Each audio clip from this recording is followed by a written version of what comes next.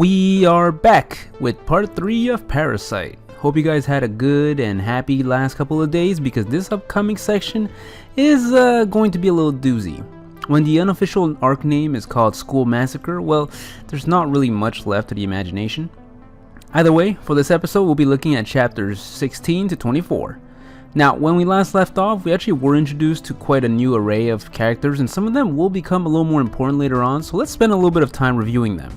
Let's start with Kana, who in the anime looks completely different from her manga appearance.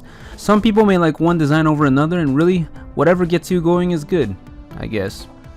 Kana was introduced almost like a bad girl. She sticks around delinquents and is depicted as a hard-headed person, always trying to get her way. We'll come to find out that she has an innate ability to sense out parasites, which is what first attracted her to Shinji.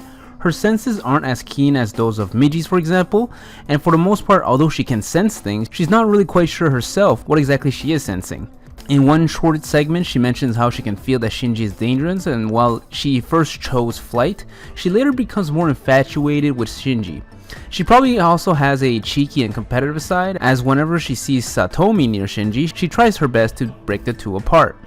Although Kana is now eyeing Shinji, before that she was with Mitsuo, and while it wasn't really made clear if Mitsuo and her were necessarily an item, it becomes really quickly obvious that at least from Mitsuo's end, that he has really fallen deep for Kana. Mitsuo is pretty strong for a human, but definitely still a human, and is incredibly rash. He won't be too important in the long term, but I suppose it's worth throwing in here.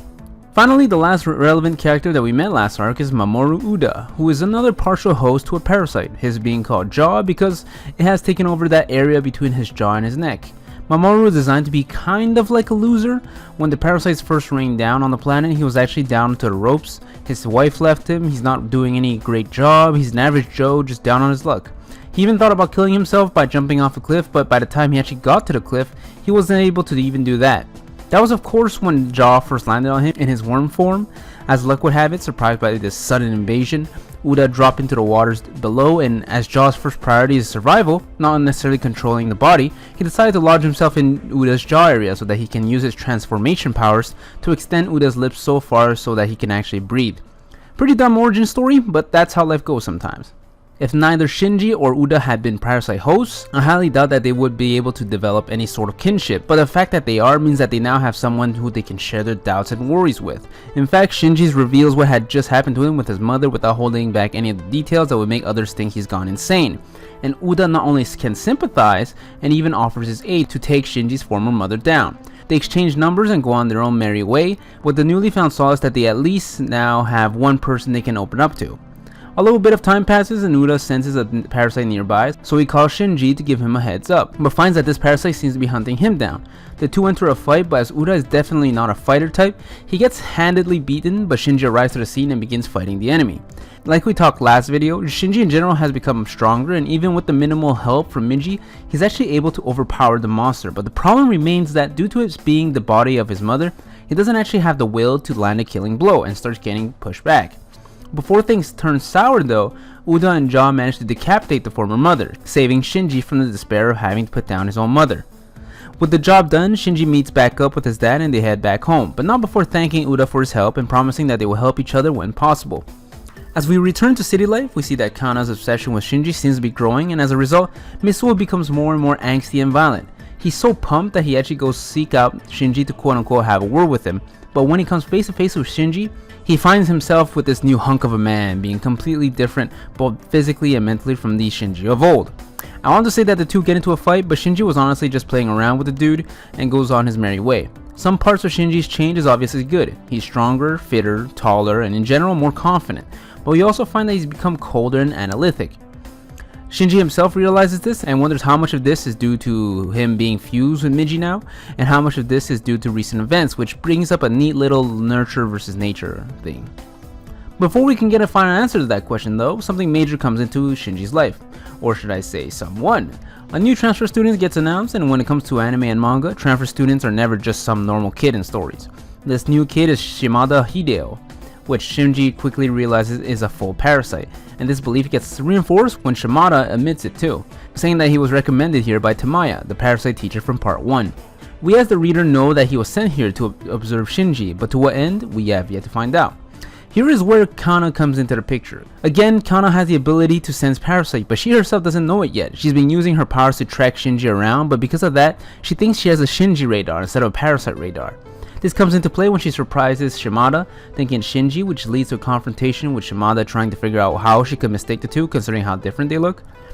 Shimada proclaimed to Shinji that he's trying his best to integrate to human society, and that may be true, but at least to him, that doesn't mean he has to stop feeding on humans. All Shimada really does is try to get far enough from Shinji and then goes on his hunt like usual. We can tell that this arc is really where the story accelerates, as when Shinji gets home, he finds that some investigators have arrived to interrogate his father, and they reveal that the existence of Parasyte is starting to become known. With Shinji hearing this, his father felt finally comfortable to tell Shinji the truth of what happened that day that took his mother's life. It is noteworthy that there isn't really anything here that Shinji doesn't know of, and in fact Shinji probably knows more than even what his father does, but this is an important scene in my opinion, as not only does it bring a neat level of realism to this world, it also creates a new status quo for the relationship between Shinji and his father, smoothing things out between the two. During this time, Shimada gets involved with another girl, this time a meek classmate, Yuko Tachikawa, the sister of one of the investigators earlier. She grows increasingly suspicious of Shimada, having felt that he seemed inhuman, and was finally sure when she saw him more faces. Due to her family connection, she knows more about parasites than the average person, and decides to confront Shimada. Having his cover blown, Shimada goes in to attack Yuko, but she is able to escape after shattering a vial of acid that she had prepared beforehand on Shimada. Having reached peak anger and pain, Shimada can no longer restrain himself and starts going on a killing spree, much like Mr. A did just a few chapters ago.